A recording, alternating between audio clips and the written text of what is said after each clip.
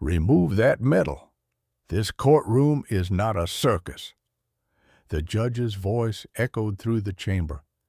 The old man's trembling hand touched the Medal of Honor. He began to remove it, then stopped, leaned toward the microphone, and whispered 2 words. The courtroom froze like an ice sculpture. The Pentagon official in the back row shot to her feet. Boston Federal Courthouse stood 4 stories tall, its 1930s neoclassical architecture rising in the city center. That Tuesday morning, November's cold sun filtered through tall windows, illuminating the polished wooden benches. 10:15 a.m. Courtroom 4B hosted a routine property dispute. Henderson versus Commonwealth Development, a tedious 2-year land disagreement. The room was half full. Most observers were either involved parties or law students. No one knew that day would make history. The man called to the witness stand entered with heavy steps. Joseph Francis Warren, 78 years old, gray hair carefully combed, deep lines in his face, hands slightly trembling. From age or something else, unclear.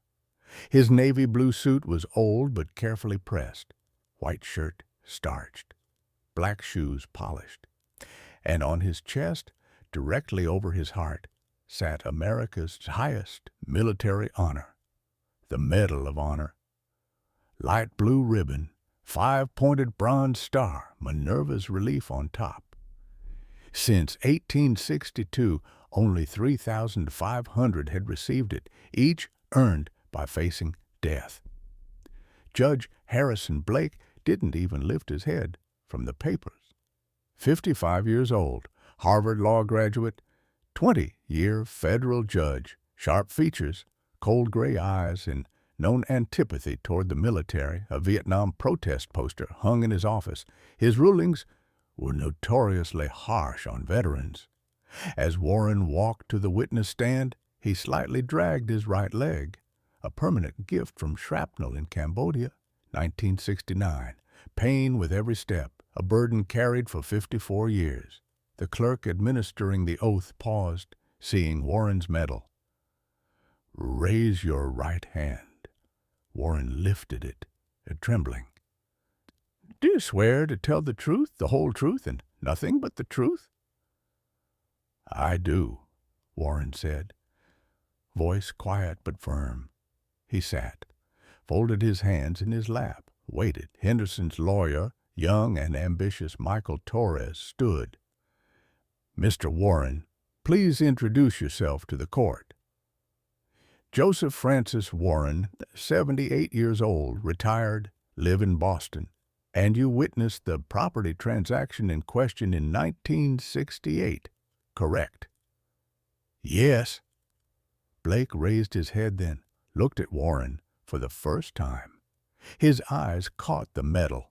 First surprise, then discomfort. Finally, anger crossed his face. He banged his gavel hard. Torres fell silent.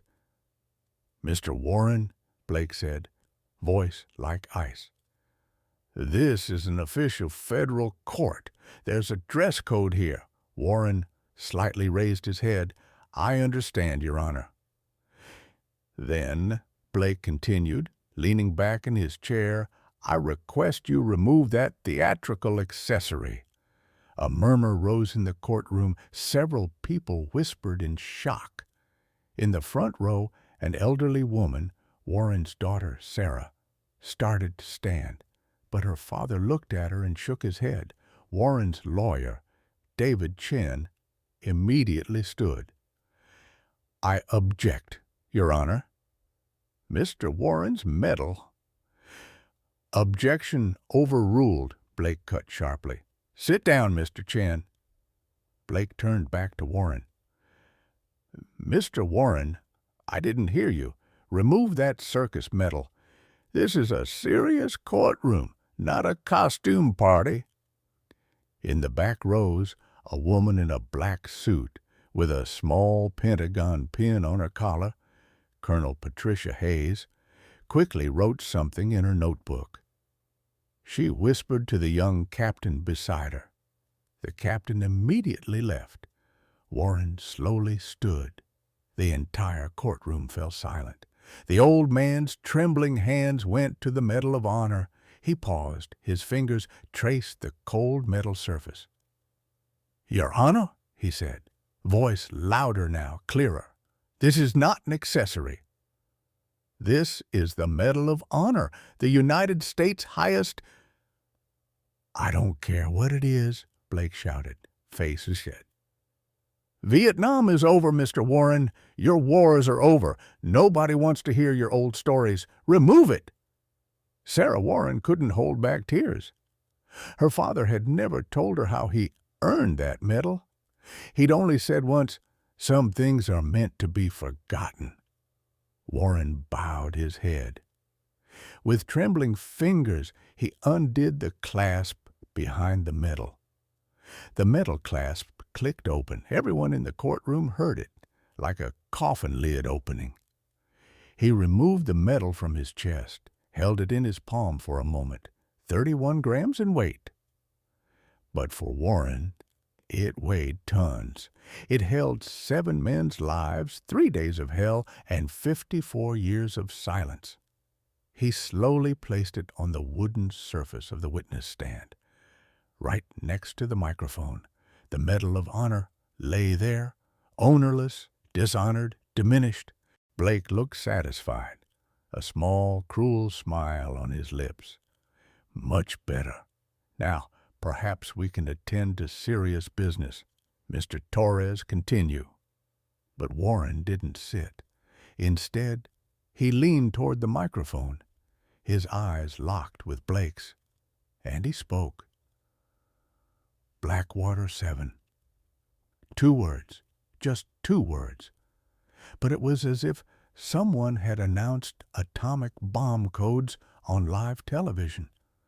Colonel Hayes shot from her chair. Her face had turned ash gray. "My God," she whispered. She immediately pulled out her phone, rapidly dialing. Blake looked confused. "What? What did you say?" "Sit down, Mr. Warren," Warren repeated, louder this time, so everyone in the courtroom could hear. "Blackwater 7. March 16th, 1969, Cambodia, cross-border operation. The courtroom's rear door burst open. 3 uniformed officers entered. They walked quickly toward the front. Blake stood angrily. "What is this? Who are these people? Security!" Colonel Hayes stepped forward, showing her ID. "Colonel Patricia Hayes, Pentagon Special Operations History Office." "Your Honor, I request an immediate recess." "Who are you two?" Hayes held out the phone to Blake. "Sir, General Marcus Thompson, Chairman of the Joint Chiefs, is on the line. He wants to speak with you. Now." Blake didn't want to take the phone. "This is ridiculous. Take the phone," Hayes said. Her voice was now an order. "Now." Blake grabbed the phone. "Hello? Who is this?" "I'm Federal Judge Harrison Blake, and—" "Yes, sir." "Oh, what? What do you mean?" "But this is my courtroom." "I understand." "No, sir." "Immediately, sir." When he hung up, his face was white, his hands visibly shaking. "This court," he said, voice cracking, "is in recess for 15 minutes. Everyone remain in place." Blake walked quickly to his chambers. Colonel Hayes and the other officers approached Warren. Hayes saluted. The other officers did the same. "Commander," Hayes said, "I apologize for not recognizing you. Your photo isn't in the files." Warren nodded. "It wasn't supposed to be." The young captain asked curiously, "Sir, Blackwater 7, is it real?" Warren's eyes grew distant. The courtroom disappeared. Time flowed backward. March 16th, 1969. Cambodia. Coordinates still classified. Tem 0430. Lieutenant Joseph Warren was 25 years old. Special Forces A-Team leader, face covered in camouflage paint, M16 on his shoulder, radio operator Sergeant Danny Mitchell beside him. "Blackwater, this is Eagle 1, Warren whispered into his radio. 500 meters from target. Visibility 0. Heavy fog. Static." Then response, "Eagle 1, this is Blackwater. Proceed. 7 package should be in place. 7 package, 7 men. A MACV SOG team lost in Cambodia a week ago. Officially, they weren't there. America officially wasn't in Cambodia. But 7 American soldiers were trapped 50 kilometers behind enemy lines, wounded and surrounded. Warren's team was 8 men, including himself, each specially selected. Danny Mitchell, 19 from Detroit, radio genius. Carlos Rodriguez, 24, Texas sharpshooter. Tommy Chen, 22, San Francisco medic. Mike O'Brien, 26, Boston explosives expert. Jason Turner, 23, Alabama tracker. Frank Kowalski, 27, Chicago machine gunner. David Williams, 20, youngest from Virginia, first operation. Warren gave the hand signal to stop. The jungle was silent. Too silent. "Trap," Rodriguez whispered. "They're waiting for us." Warren looked at the map. Latest intel said the wounded team was hiding in an old temple, but the area was crawling with North Vietnamese army, at least a battalion. "We could turn back," O'Brien said quietly. "No one would blame us." "Impossible mission." Warren shook his head. 7 men are there. Like us. They deserve to go home. 0:15. Sun about to rise. Warren's team could see the temple, half ruined, covered in vines, 1,000-year-old Khmer temple, and around it at least 200 enemy soldiers. "Impossible," Mitchell said. "How do we get through?" Warren drew the plan. Distraction. O'Brien and Kowalski. Explosion on the east side. Rodriguez support from high ground. Others with me. "This is suicide," Williams said, voice shaking. "Maybe," Warren said, "but it's the only chance for those 7 men." 0545. First explosion. O'Brien's C4 lit up the jungle. Enemy forces ran east. Rodriguez's rifle began speaking. Every shot meant put one enemy down. Warren, Mitchell, Chen, and Williams rushed into the temple. It smelled of blood. 7 men lay on the ground, 3 badly wounded, 1 dying. Who are you?" the wounded sergeant asked. "We're here to take you home," Warren said. "Too late. Leave us, run. No one gets left behind," Warren said. "No one." Chen checked the wounded. 2 can't be moved. I need to stabilize them here. Automatic weapons fire came from outside. Rodriguez's radio voice. 30 seconds. Can't hold much longer. Warren decided. "Mitchell, call the chopper. Give her coordinates. Chopper can't land here. Too many enemies." "It will," Warren said. "We'll make it." The next 20 minutes were hell. While Warren and his team tried to carry the wounded, the enemy surrounded the temple.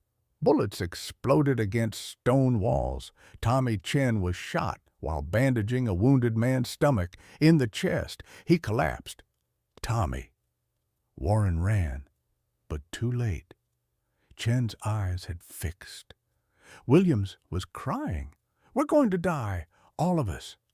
"Shut up and shoot," Warren yelled. Then the radio crackled. "Eagle 1, this is Dust Off 7 approaching, but it's too hot."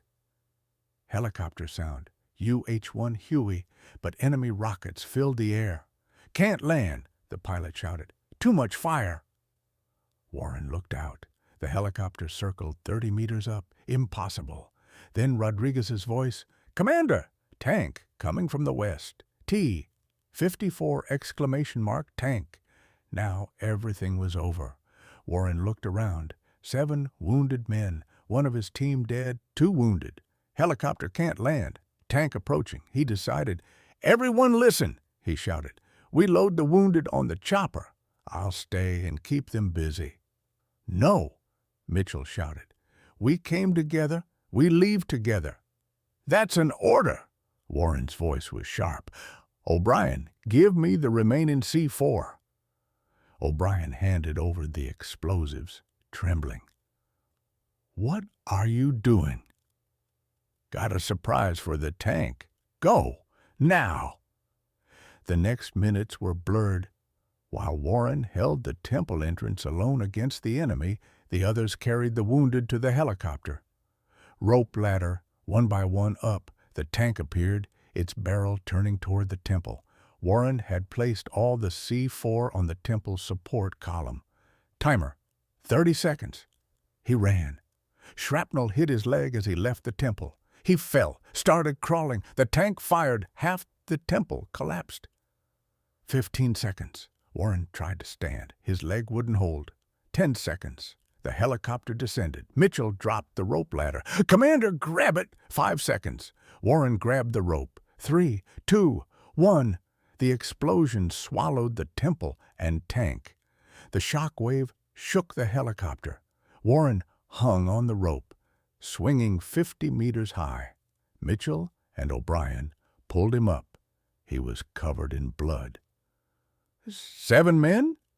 Warren asked. "All inside. Alive." Warren smiled and passed out. March 18th, 1969. Da Nang Base Hospital. Warren woke surrounded by generals. "Lieutenant Warren," General Morrison said, "you saved 7 men, but my team." The general's face was grim. "Chen is dead. Rodriguez was shot, but he'll live but paralyzed. Williams, psychological trauma, being sent home. Others wounded but alive. The operation." "What operation?" the general said. "You weren't in Cambodia." This conversation never happened. There's no such thing as Blackwater 7. "But Chen died. What will his family learn? Training accident, that's the official record." Warren tried to sit up in the bed. "That's not right." The general leaned in. "Listen, son. What you did was heroic. You'll get the Medal of Honor. But the details stay classified forever. Chen's family can't know the truth. Rodriguez's sacrifice won't go on record. You and the 7 men you saved us, you'll take this story to your graves." "Why?" "Because we weren't officially in Cambodia. If this comes out, it's a political scandal. Maybe World War III, do you understand?" Warren nodded, but something inside him had broken. Today, Boston Federal Courthouse. Warren opened his eyes. Still in the courtroom. Colonel Hayes looked concerned. "Commander, are you all right?" Warren nodded. 54 years ago, but I'm still there, every night." The young captain asked, "The 7 men you saved, they?" "4 are alive," Warren said. 2 died in Vietnam, other operations. 1 from cancer in 1987, but 4 are alive. And every year, March 16th, we meet, quietly. We remember Chen. We visit Rodriguez, still in a wheelchair, and we tell each other the story we can't tell anyone else." Hayes's eyes filled with tears. "Chen's family still doesn't know. They don't know what a hero their son was. And I can't tell them. I swore an oath." When court reconvened, General Morrison spoke. "Judge Mitchell, for the record, Joseph Warren and his team On March 16, 1969, at a location that cannot be disclosed, rescued 7 American soldiers. In this operation, Sergeant Daniel Chin gave his life. Sergeant Carlos Rodriguez was permanently disabled. Warren, despite severe wounds, succeeded in saving all the wounded. The general paused, looked at Warren, and today, 54 years later, in this courtroom, the insult to his honor is not just to him, but to all the heroes who died in silence. Blake's career was over. As court dismissed, Warren pinned his Medal of Honor back to his chest. His daughter, Sarah, took his arm. "Dad," she said, "why didn't you ever tell me?" Warren was silent for a long time.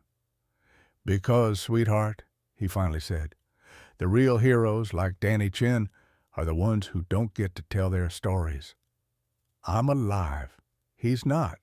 This isn't my story. It's his. And someday, I hope the Chin family can learn the truth, that their son didn't just die in a training accident, that he died fighting to his last breath, saving 7 men. That night, Warren sat at home looking at old photos. Danny Chin at 19, smiling. Rodriguez standing before the paralysis. Williams before Vietnam, before losing his innocence. The phone rang. It was Rodriguez, speaking for the first time in 54 years. "Joe," he said, voice old, tired. "I saw the news. You said Blackwater 7. "Yes." "You did right. It was time." "Carlos," Warren said, "Chin's mother is still alive, 97 years old. Can we tell her now?" Long silence. "Yes," Rodriguez said. "Let's go, together. Tell her what a hero her son was." Warren hung up, looked at the Medal of Honor.